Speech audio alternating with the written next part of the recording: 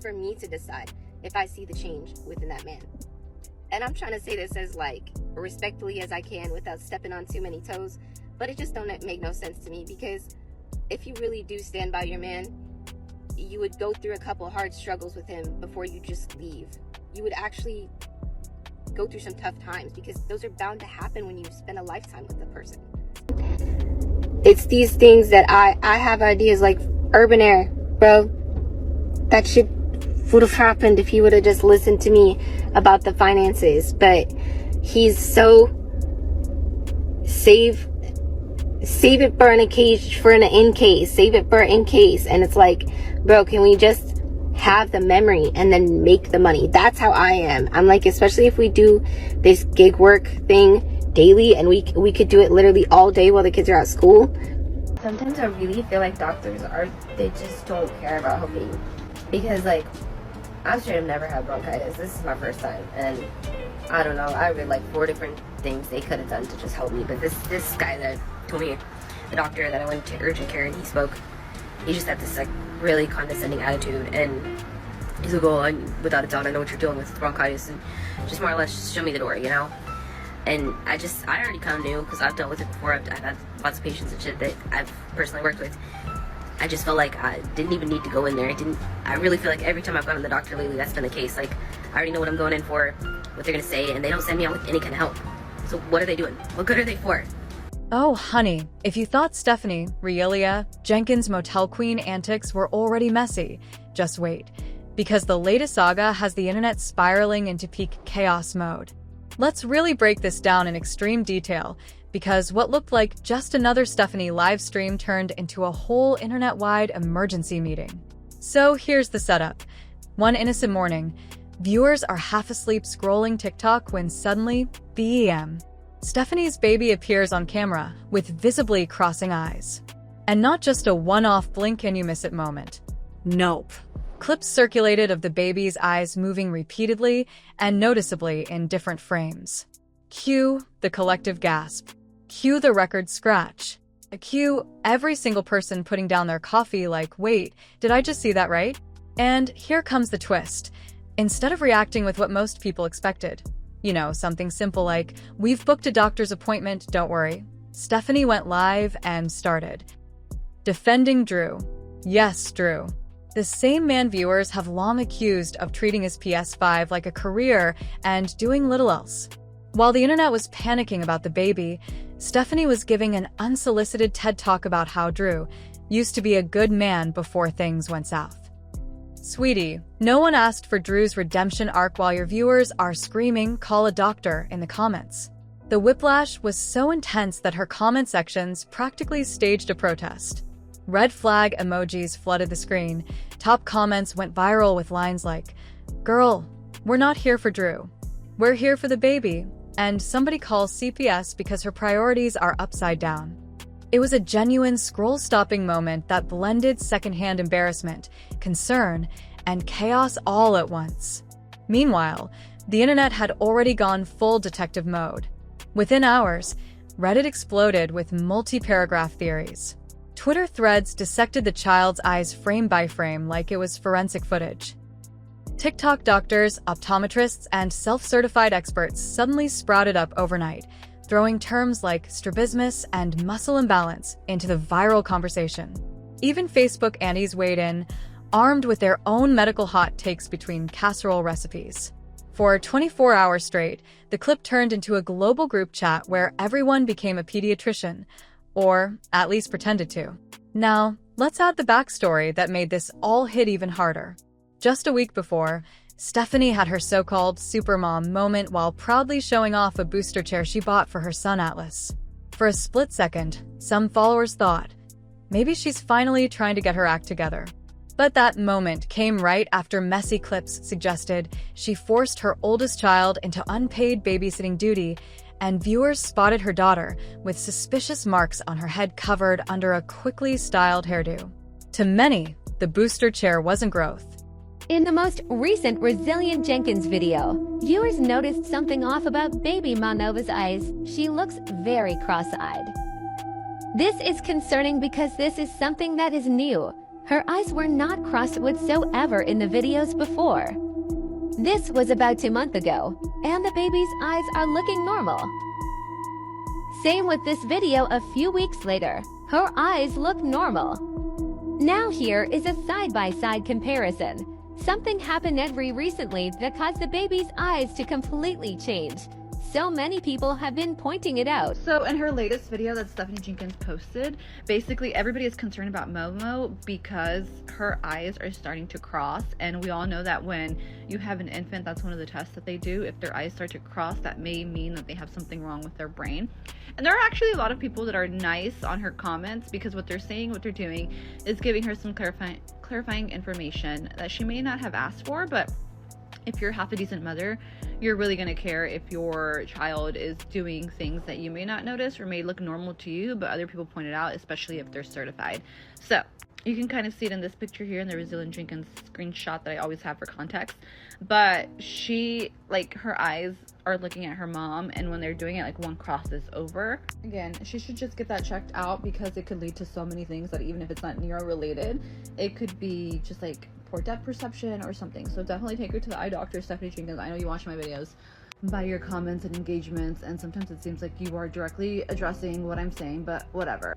So you mean to tell me, all of you women that are on my comments and in my page, like, well, my man would never, and my man this, and you talk your man up like he's the best, and that's awesome for you. But if you look back on our content, that was the case for me as well, okay? Because that really was how it was going down. Drew and I were doing things cohesively, and it was working. Tell me, those men that you're talking about, as soon as they hit a wall where mental state, it declines, or they stop being the man that supposedly you like to talk up, you're just gonna give up just right then? The man that you so much supposedly love that much, you just give up on? See, because that's what you keep telling me is my only option, and I get it. I get where y'all come from. Oh my God, bro. Oh, hell no, man. What the fuck, man? Get your ass on, boy. You get your goddamn ugly ass. It was smoke and mirrors, a band-aid covering bigger issues. So when the baby's eye-crossing clip surfaced, the audience wasn't just shocked, they were furious. They weren't seeing a mother fighting to do better. They were seeing the same damage control circus play out again. The baby's health concerns felt brushed aside while Stephanie went into overdrive defending Drew, the man who, according to her, supposedly blocked family trips because he was the designated just-in-case money guy. Meanwhile, reality check. Her kids are sleeping on motel floors while Drew games like he's going pro. And yet, she keeps referring to this man as her husband, when her actual legal husband is still in jail. And here's the irony. The more the internet raged, the calmer Stephanie seemed. Instead of acknowledging the tidal wave of concern, she leaned harder into her couple drama content. What viewers saw as a potential health emergency, she treated like another plot twist in her ongoing live stream saga. Motel moves, messy rants, monetized meltdowns, and now, medically questionable moments. By this point, audiences weren't just side-eyeing Stephanie. They were fully rolling their eyes, heads shaking, phones slipping out of their hands from disbelief. Every viewer felt like they'd stumbled into a reality show episode they never agreed to star in. One moment they were worried for a child, the next they were hearing a therapy session for Drew, all while being dragged into the brand that Stephanie has built. A circus of oversharing, misplaced priorities, and chaos monetized for clicks. Instead of addressing the actual crisis everyone was begging her about, she leaned even harder into the spin cycle, spitting out excuses faster than a carnival popcorn machine. Drew comes first, kids come second, and Stephanie? Well, she's out here spinning defense speeches like a lawyer on retainer for the worst dad awards. Remember when she claimed the kids couldn't go see the Christmas lights because Drew wasn't comfortable? Or when he got his little man cave set up while the children were literally sprawled out, sleeping on motel floors. Yeah, receipts like that don't vanish. They marinate, simmer, and come back hotter every single drama cycle. And now, in the middle of a literal baby health scare, she flashes $200 earbuds like that somehow balances the equation. Girl, this isn't flex culture. This is flop culture.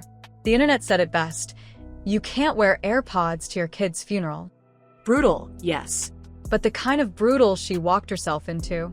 And when the backlash got so loud it drowned out everything else. Stephanie didn't pull back, didn't recenter, didn't call the pediatrician, of course not. She went full Randy with the flailing arms mode on live, trying to lecture everyone like she's the dean of TikTok Medical Academy. HIPAA, she cried. Respect my privacy, she barked. But let's be honest, HIPAA doesn't apply to screaming half-made-up self-diagnoses on live stream between motel room rants. Viewers weren't begging for test results. They just wanted to know if this child had seen a doctor in the last 4 years. Simple. But instead, we got the spin machine. And that's where the internet collectively rolled their eyes so hard it could power a small city. Because suddenly, her baby didn't need a doctor. No, it was genetics. Apparently, both Stephanie and Drew have wandering eyes. So, why wouldn't the baby? The timing was just a little too convenient, like an excuse plucked straight from a Google search she did 5 minutes before going live. Claiming a hereditary wandering eye like it was a family heirloom passed down from generation to generation? Honey, please. I've recorded this quite a few times, and actually not in the bathroom the first couple of times, but that's okay. But I just feel like it just keeps coming off a little more disrespectful than I wanted to, and I'm really not about that. I'm really not trying to step on any toes when I say this, but respectfully, it's none of your business what's going on with my kids and their medical stuff. I really don't get why everybody keeps prying at that, okay? I am well aware that my 7-month-old's eye crosses, and she will get the medical treatment she needs for that. Will all of you guys be updated on that? No, because it's none of your business. I have respect for content creators who do choose to share their children's medical journeys, whether it be for awareness or just because that's what they feel comfortable doing so.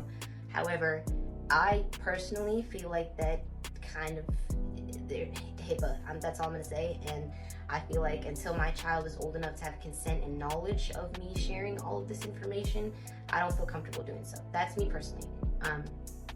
Again, I'm really not trying to step on anybody's toes.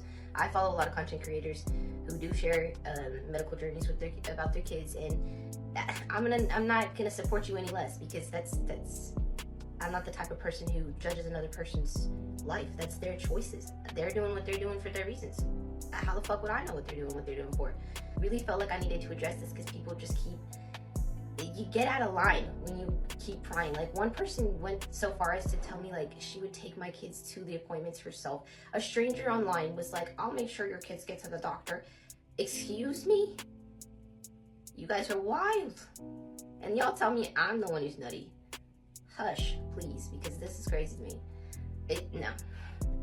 Why I will never stop talking about the resilient Jenkins is because of posts like this. Stephanie made a post a couple of days ago saying she's not going to update us on her kids' medical journeys because it's just none of our business. And the very next day makes a post telling us 2 of her daughters are sick. But we're not stupid, Stephanie. You want to give us updates because you're not taking them to the doctor. No problem giving us updates on every other stupid thing going on in your life. Stuff we are concerned about, like your baby going cross-eyed, is weird. I think it's weird for anyone to look at a picture of that baby and think everything is fine. As a mother, how do you not have the urge to say something, especially when you know this person is not taking their kids to the doctor? Self-diagnosed them in the past multiple times. Stephanie even said her and Drew have a lazy eye and their daughter probably just has a lazy eye. Another reason why I don't think Stephanie wants to talk about it is because it's something that they caused. They go to the doctor and they told her this, and this caused your baby to go cross-eyed. Of course she doesn't want to give us that update. It's not normal for a child to spend their entire lives in a motel room. He does not get any stimulation and barely sees the outside world. How any other mother can be in her comments supporting that behavior? Stephanie's being strategic now and not even showing her baby's face. I care less about Methany's lifestyle. I just care about how these kids are going to end up turning out. Because these kids are going to grow up and they're going to see these videos one day. I want them to know we the people did not just blindly support their parents' behavior. If PlayStation addiction isn't genetic, neither is your baby's eye condition. And here's the thing. The audience has caught on to her pattern. It's medical buzzwords on sale, tossed out like coupons at a garage sale. Drew is autistic, never tested. Atlas is on the spectrum, 0 paperwork. Another child has RAD, apparently diagnosed via vibes. It's like she's running a drive-through clinic where the diagnoses are free with every live stream. But when accountability hits home, when it's about her baby, suddenly it's radio silence. Suddenly it's privacy, respect my boundaries, HIPAA, blah, blah, blah. The hypocrisy is deafening. First, She dropped a Facebook novella crying about body shaming, sprinkling in some "haters don't know my struggle" energy while casually admitting she's still using Mary Jane while breastfeeding. Ma'am, that's not the flex you think it is. Audiences went from "please, take your baby to the doctor" to "did she just confess to that?" Faster than Drew can unlock another cosmetic skin on his PS5. Watching it in real time felt like being trapped in a clown car where every time you think it's full, another excuse squeezes out honking a horn. Then, as if the content calendar wasn't unhinged enough, Stephanie launched a support group for moms. Sounds sweet in theory, until you realize the meeting topics are 80% Drew, 20% vague victim posts, and 0% actual child updates. Imagine clicking into a group expecting parenting hacks and finding yourself in a 2-hour masterclass on Drew's exes. And it doesn't stop. Each pit stop in her timeline gets more unbelievable. 1. Baby's eyes cross on live stream. 2. She instantly pivots to defending Drew. 3. Internet alleged no doctor visits since 2021. 4. Earbuds flex mid-crisis like we're on QVC. 5. A HIPAA cosplay excuse no one asked for. 6. Another tear-soaked Facebook rant blaming bullies. It's a sitcom marathon on loop, except every episode replays the exact same joke, and the laugh track cut out weeks ago. One day it's, "Atlas has this." The next it's, "Drew is on the spectrum." The next it's, "My baby's fine. Respect my journey." But receipts don't disappear. The contradictions are bookmarked, stitched, memed, and recapped until even casual scrollers know the punchlines by heart. And that's the tragic punchline. It's not even gossip anymore. It's a cycle. Chaos fuels clicks, clicks fuel content, and the algorithm rewards dysfunction like it's a brand strategy. So, now the internet is screaming the one thing Stephanie keeps ignoring: unplug the PlayStation, cancel the TED Talks on Drew, and pick up the damn phone to call a pediatrician. Because the longer this circus runs, the harder it is to laugh. At some point, the emojis, stitches, and red flags stop being content and start being warnings. And honestly, that's the scariest plot twist of them all. And that's the madness, y'all. Drop your thoughts in the comments. Are we watching a drama, a circus, or both? Don't forget to like, subscribe, and hit that bell so you don't miss the next messy update. See you in the next one.